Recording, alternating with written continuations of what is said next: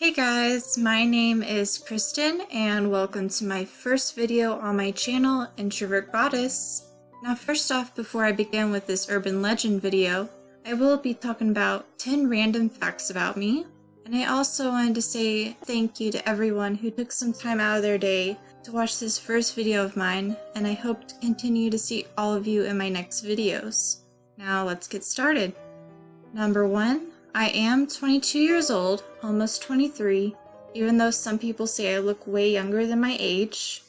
Number 2, my favorite hobbies include drawing, playing video games, collecting dolls, and other mysterious oddities. Number 3, in regards to the title of my channel, Introvert Goddess, I am an introvert and an empath. Number 4, I do have anxiety, mainly social anxiety. I will be making some videos regarding my experiences with that. Number 5, my favorite video game series are Final Fantasy, Spyro, Tomb Raider, and Persona. Number 6, compared to most people, I have only been to one concert in my life, which was Bullet for My Valentine. Number 7, my top favorite shows are That 70s Show, iZombie, Supernatural, American Horror Story, and Twin Peaks.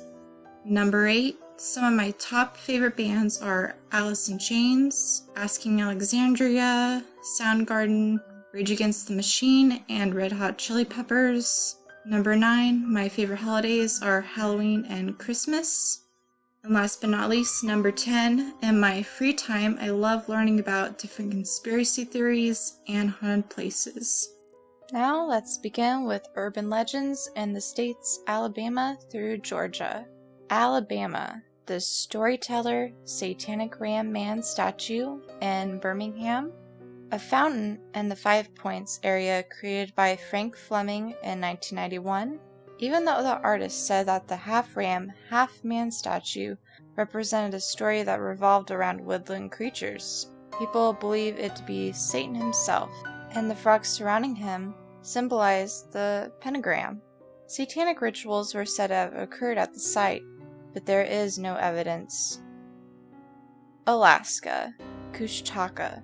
It is found in south central and west Alaska. These shapeshifters who take on the appearance between an otter and a man. It is said that they mimic the voices of children and wives of fishermen to lure them to the river, yet they can be also helpful. When someone is lost from their family and they are wandering in the cold, the Kushtaka will show them illusions of their family in otter-like form, and then transform the lost individual into a Kushtaka so they can avoid freezing to death. Arizona, Skinwalkers. They are infamous in the north. They usually stand about 4 to 5 feet tall, very shaggy and foul-smelling. Skinwalkers can shed their skin to transform into animals. They have Native American roots and are said to have been evil witch doctors that have turned to murder people. If you stare them in the eye, they will fill you with fear and then eventually end up in your body and take over. They are said to make people sick, control people's minds, and kill livestock. Also, don't ever talk about the Skinwalkers. Arkansas, the Dog Boy. In the small town of Quitman, a werewolf-like spirit who walks on all fours and haunts his childhood home.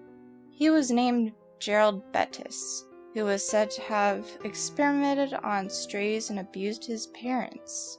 At the time he was an adult, he was about 6 foot tall and 300 pounds, and he imprisoned his parents in an upstairs room.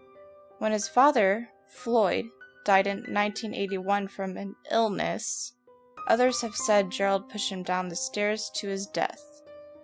California, the Dark Watchers.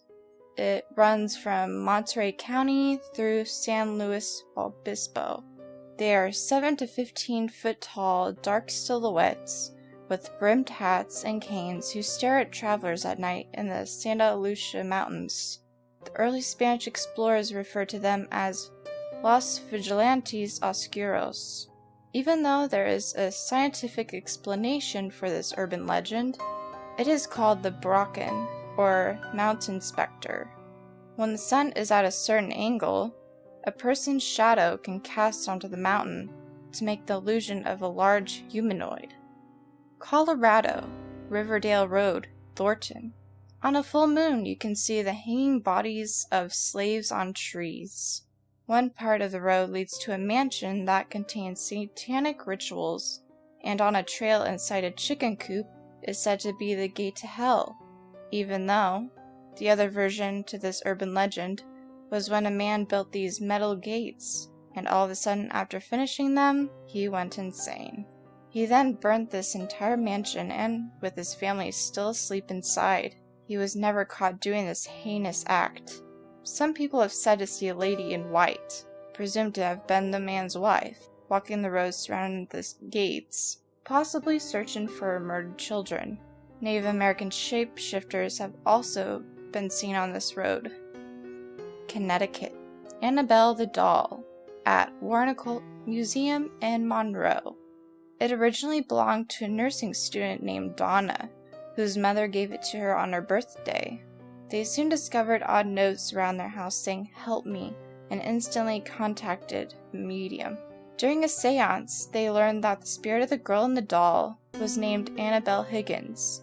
Some days have passed, and a friend of Donna's stayed the night at their house and found claw marks on his chest the next morning. They hired a priest as soon as they could, and found out that the doll was in fact not inhabited by the girl, but a demon that wanted to possess Donna's friend. After an exorcism of the doll, Annabelle was then given to Ed and Lorraine Warren so they could seal it away in a blessed glass case at the Warnacolt Museum. Delaware, the Corpse Light, Cape Henlopen.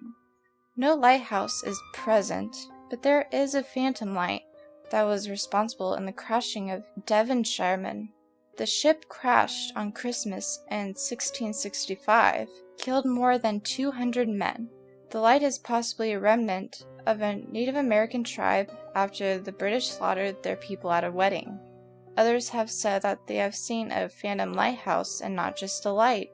The Cape Henlopen Lighthouse was built in 1767 and demolished due to a storm in 1926. So was there a lighthouse standing in place before Cape Henlopen was built? Who knows? Florida, the Devil's Chair, Cassadaga. In the small town of Cassadaga, you can sit in the very chair where Satan himself likes to relax. You can sometimes hear him whisper to you very disturbing things, and you will instantly feel bad about yourself. If you open a beer and set it on the brick chair, it will be emptied by morning. Interesting fact, there is a brewery named Devil's Chair Red Cypress that's in Cassadaga. Georgia, 119 ghosts from the fire of Weinkauf Hotel, Atlanta. In the fire of 1946, this hotel took 119 lives. The Weinkauf was originally supposed to be fireproof, so the construction workers didn't think of putting in fire alarms, emergency exits, or sprinklers. The hotel is now called Ellis Hotel, and employees there have allegedly seen spirits, smelling smoke, and hearing complaints from guests that their personal belongings have been stolen. Alright, thank you guys so very much for joining me in this part 1 of Urban Legends in the US. I hope you guys continue to enjoy this mini-series of mine.